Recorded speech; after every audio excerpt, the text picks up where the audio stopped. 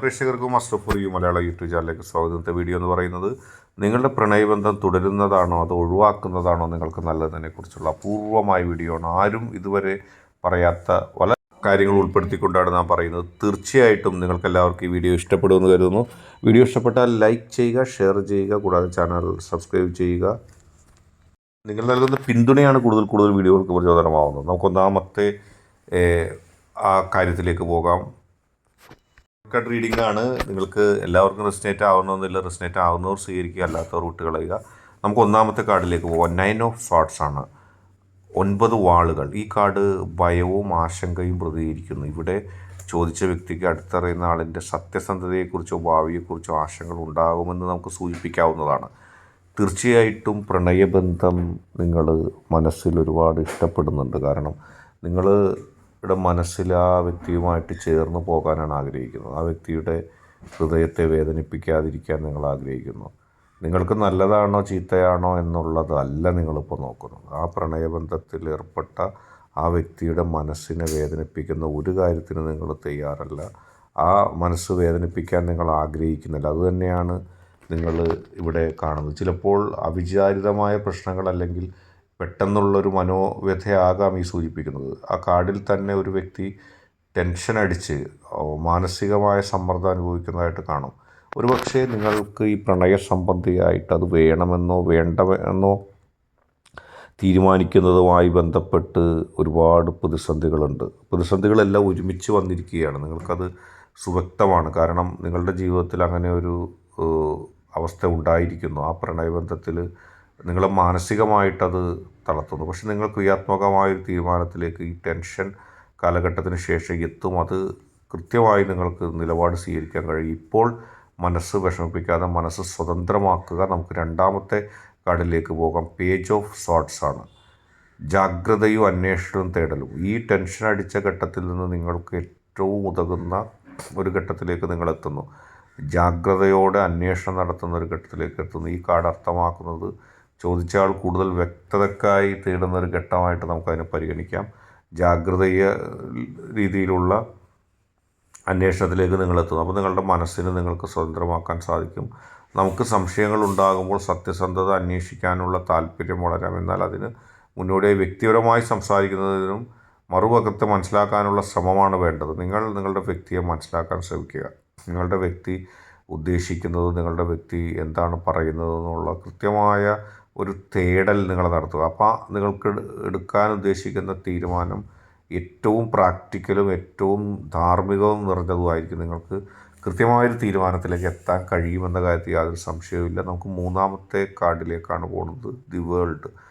സമ്പൂർണ്ണതയും വിജയവും നിങ്ങളെ തേടിയിരിക്കുന്നു. മൂന്നാമത്തെ കാർഡിൽ മൂന്നാമത്തെ ഘട്ടത്തിൽ ജീവിതത്തിൽ സമ്പൂർണ്ണതയും വിജയവും നിങ്ങളെ തേടിയെത്തുന്നു എന്ന് പറയുമ്പോൾ ജീവിതത്തിൽ നിങ്ങൾക്ക് പ്രതിസന്ധികളിൽ നിന്ന് മോചനം ലഭിക്കുന്നു.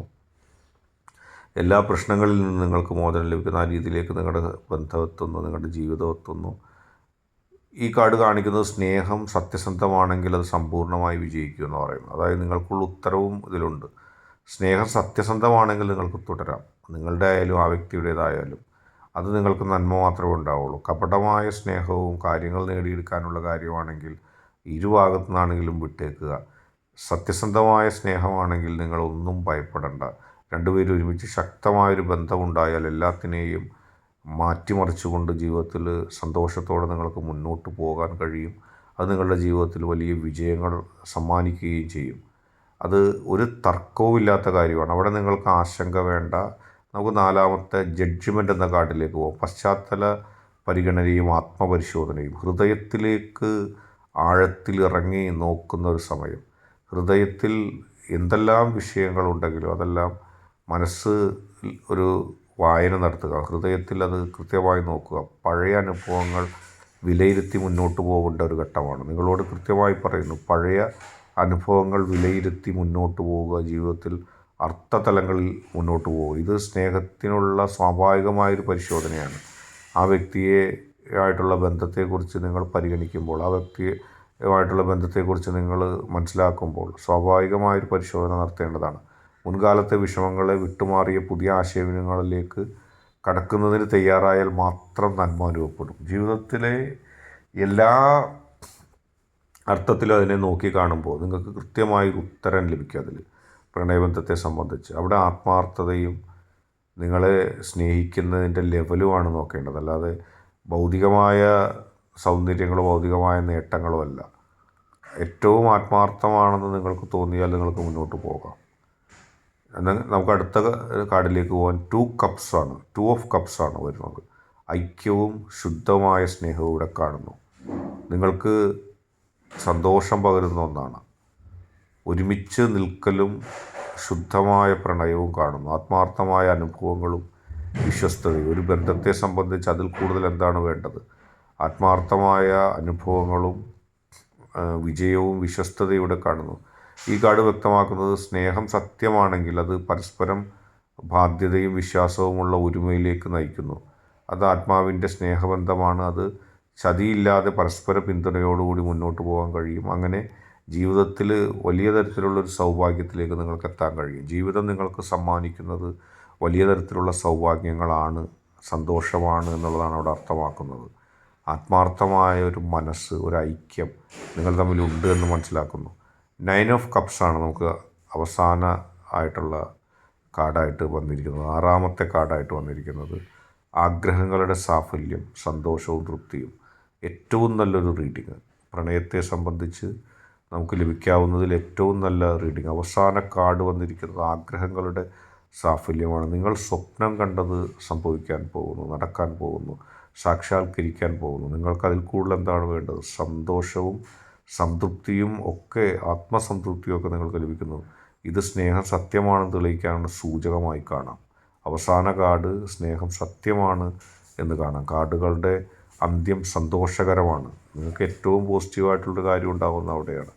കാർഡുകൾ അവസാനിക്കുന്നത് സന്തോഷത്തിലാണ്. സ്നേഹം സത്യമാണെങ്കിൽ നിങ്ങൾ ആഗ്രഹിക്കുന്ന എല്ലാ സന്തോഷവും ആ ബന്ധത്തിൽ ലഭിക്കും.